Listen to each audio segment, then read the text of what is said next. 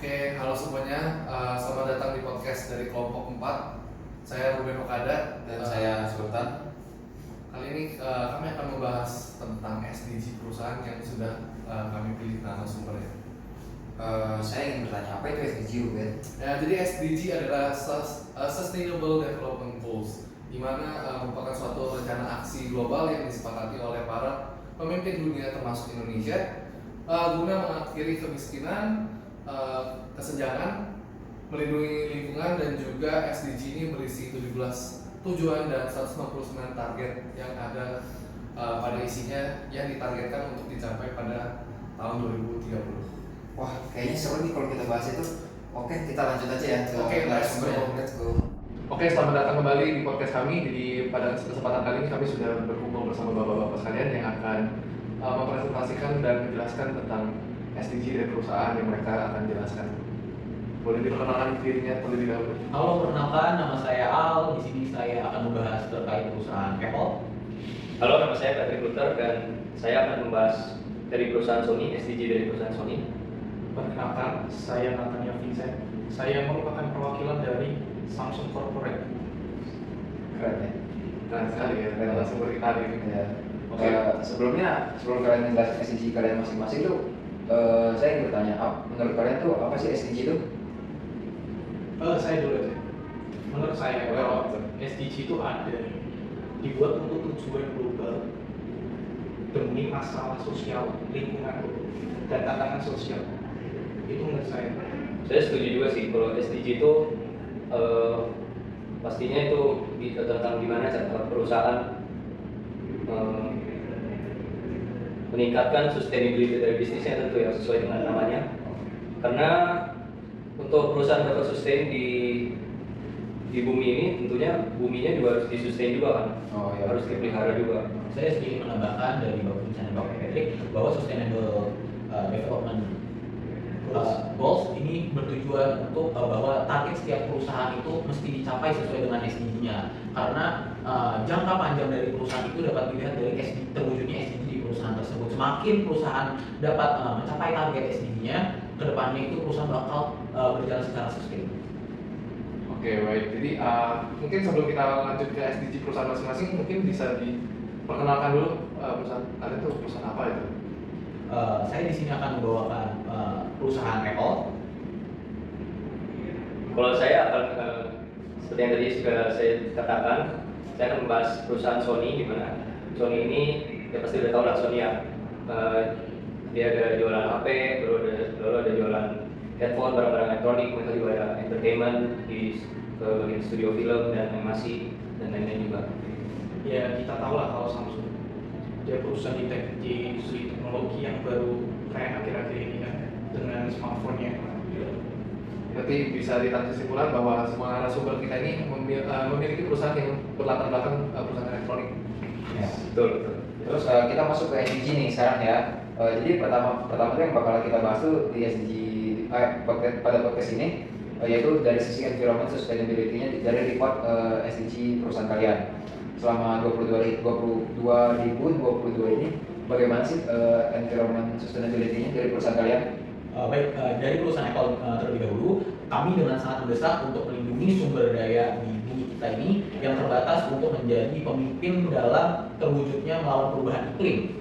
Sejak 2020, kami telah netral karbon secara operasi kami di seluruh dunia khususnya. Dan pada tahun 2030 nanti, kami berencana untuk memperluas kemajuannya ke seluruh rantai pasokan kami dan penggunaan produk kami seumur hidup. Dan hari ini hampir 20% dari bahan dalam produk kami dibuat dari konten daur ulang yang sedang kami kerjakan. Di seluruh pekerjaan lingkungan kami juga berkomitmen untuk menjadi kekuatan untuk kesetaraan. Kami bekerja dengan masyarakat di garis depan perubahan iklim dan generasi berikutnya. Pengusaha yang beragam untuk menciptakan kesempatan bersama membangun dunia yang lebih adil. Kalau dari Sony sih, tentunya Sony kan SDG-nya juga bagus juga dan bakal bagus dengan Apple lah. Dia ini setelah tahu kalau mereka ini harus melakukan sesuatu untuk bumi, karena kalau buminya nggak bertahan, bisnis mereka nggak akan bertahan juga kan, karena bisnis mereka ya di bumi.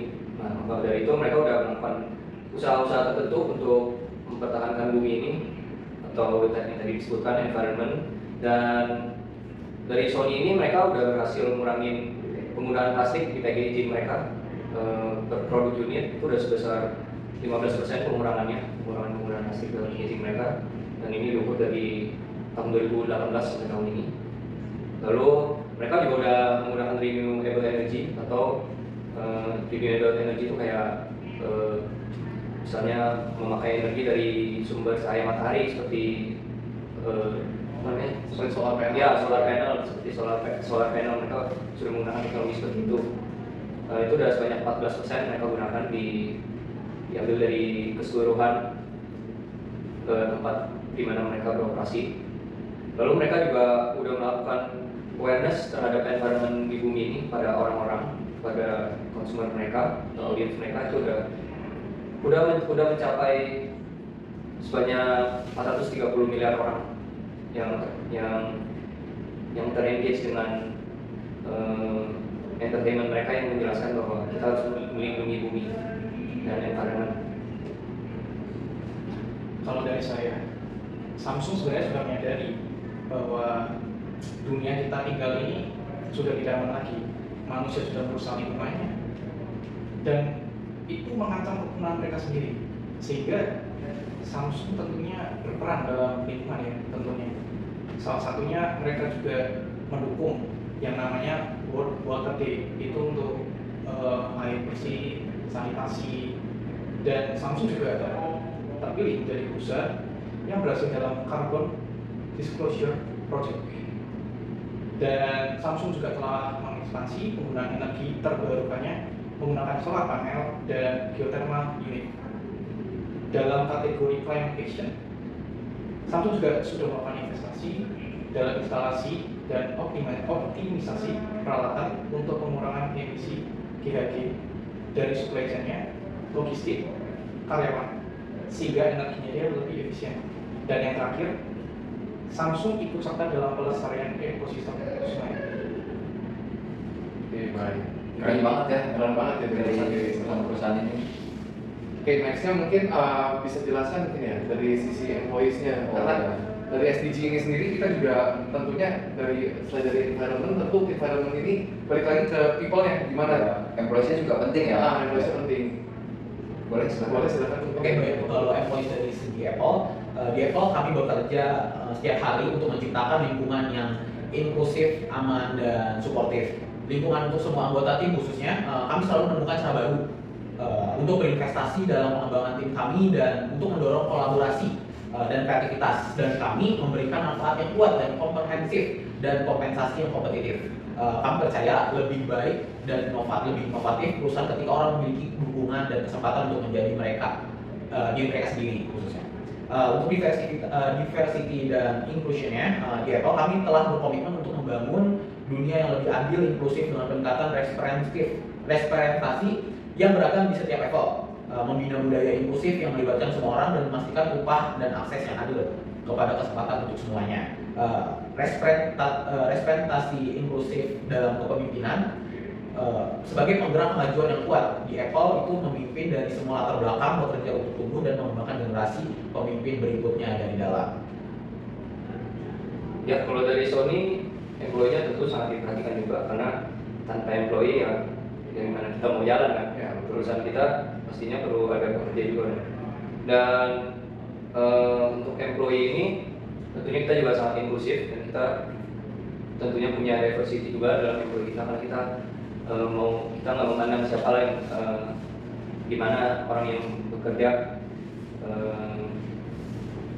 Maksudnya kalau kita membahas tentang diversity-nya gitu kan, karena ya balik lagi mungkin di lingkungan kerjaan mungkin banyak orang ya dengan berlatar belakang beda-beda, apalagi kalau misalnya kayak perusahaan-perusahaan kayak kalian ini mungkin multinational company ini banyak dari berlatar belakang berbeda negara mungkin ya. Pasti Iya. banyak sih.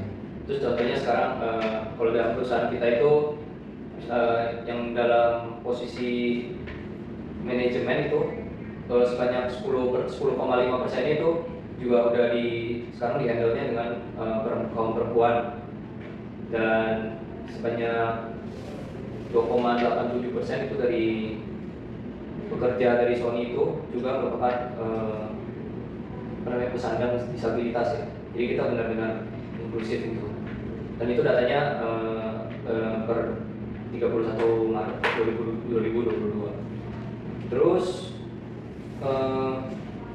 dalam sisi employment ini kita juga udah 89% indeks employee engagement-nya, atau itu tentang gimana kita bisa ya engage employee kita. Lalu untuk training employee kita juga itu jamnya totalnya udah sebanyak 1.472.974. Oke, mungkin next dari Samsung ada mungkin kelebihan apa di SDG kalian? Sebelum ke situ kita lihat pentingnya karyawan dulu ya. Ya kita semua tahu kalau yang namanya karyawan suatu perusahaan itu kan pasti itu bagian krusial, karena itu mempengaruhi produktivitas, kondusif lingkungan kerja, dan itu mesti mempengaruhi keuntungan perusahaan kan. Oh ya, betul. Baik lagi. Apalagi investor pasti juga mereka melihat manajemen, efektivitas manajemennya. Kalau efektivitasnya nggak baik, siapa yang mau investasi di perusahaan itu kan? Jadi Samsung juga menyadari hal ini. Samsung pasti berusaha dalam kesejahteraan karyawan-karyawannya. Salah satunya Samsung ini menyediakan program tahunan untuk karyawan melakukan medical check-up, termasuk program manajemen diabetes dan obesitas. Apalagi itu penyakit yang sebenarnya salah satu penyakit yang paling berbahaya di dunia yang disebabkan oleh gula kan. Lalu dalam gender quality, Samsung mengadakan pelatihan dan mentor untuk karyawan wanitanya agar kita juga emansipasi wanita. Jadi kita harus mendukung wanita juga, mendukung kebutuhan kelahirannya, dan Samsung ini telah disertifikasi menjadi perusahaan yang family friendly oleh Kementerian Persamaan Gender dan Keluarga Korea. Jadi sudah pasti diverifikasi oleh pemerintah. Terus yang terakhir, untuk mengurangi ketidak-equal yang ada, Samsung memberikan operasi program untuk karyawan yang memiliki disabilitas. Jadi mau Anda punya kekurangan, kalian lihat sama itu. Dan terakhir, jumlah wanita yang menjadi direktur di boardnya juga mulai disamaratakan oleh Samsung. Begitu. Gila ya, ketiga perusahaannya itu bikin employee-nya sejahtera banget sih kedengarannya. Jadi nggak cuma environment doang ya? Iya. Ya balik lagi memang betul seperti yang dikatakan oleh salah satu mereka. Balik employee itu part of the company. Iya. Kita harus jaga. Kalau misalnya nggak ada Pastinya. mereka, siapa lagi yang bakal kerja buat perusahaan? Iya, kan nggak mungkin robot lah ya. Ya, Mungkin lah. belum lah. Ya, belum waktunya. Nah, terus terakhir nih dari sisi supply chain perusahaan kalian tuh gimana sih cara kalian menghadapi sustainability-nya? Baik, untuk dari Apple sendiri, pusat dari semua yang kita lakukan dan setiap keputusan yang Apple buat selagi pandemi telah mengubah beberapa cara kerja Apple. Nilai-nilai tapi nilai-nilainya tetap sama.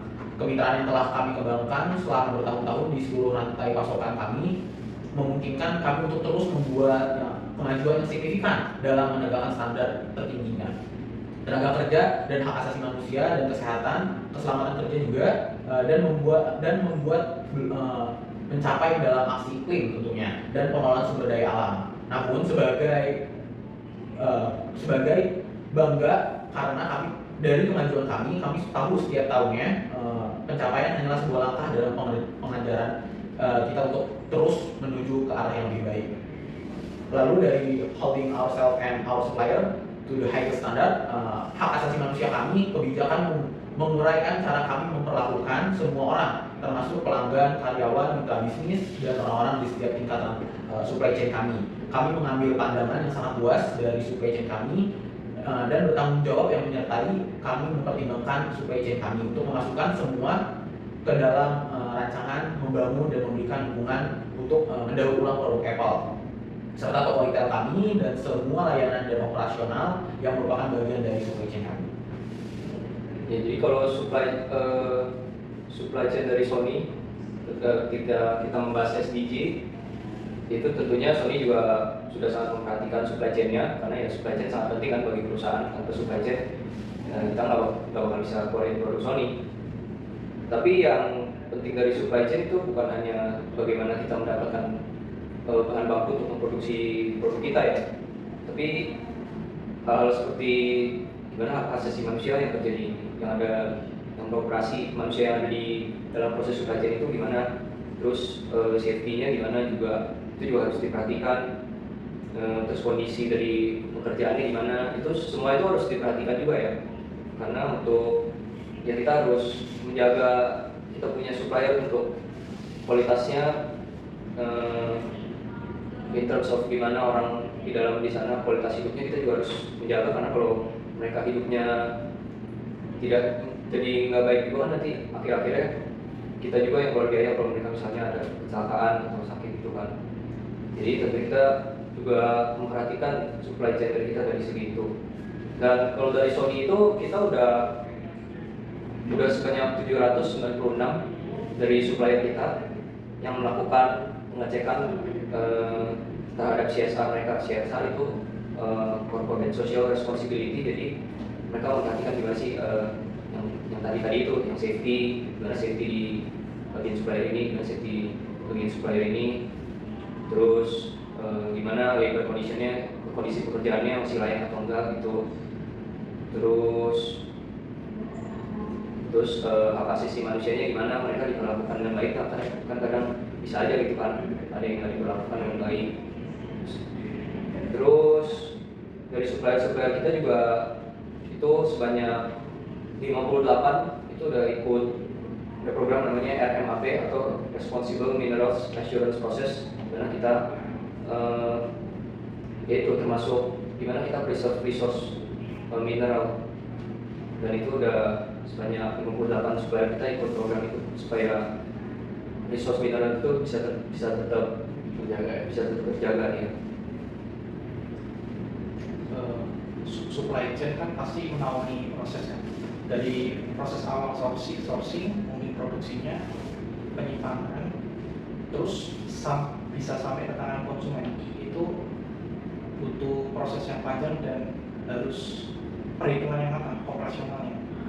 Kalau enggak, mungkin ada biaya yang nggak efektif, mungkin produknya bisa miss, produknya nggak bisa berkualitas dan mungkin kalah sama pesaing-pesaingnya. Jadi dan saya setuju sama pendapat Bapak Patrick tadi bahwa yang penting itu juga pelaku supply chain-nya, bukan sekedar perhitungan matematika, tapi pelakunya juga harus kita sejahterakan seperti halnya.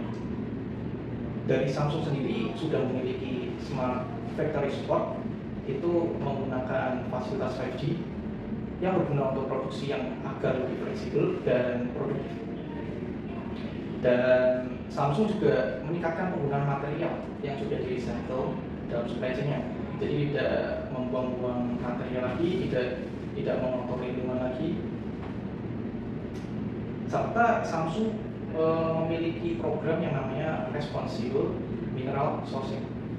Jadi dalam pengambilan mineral mentah ini untuk yang nanti akan berproduksi, tetap menjaga yang namanya hak asasi manusianya, para pekerjanya, dan pasti memperhatikan yang namanya kelestarian lingkungan.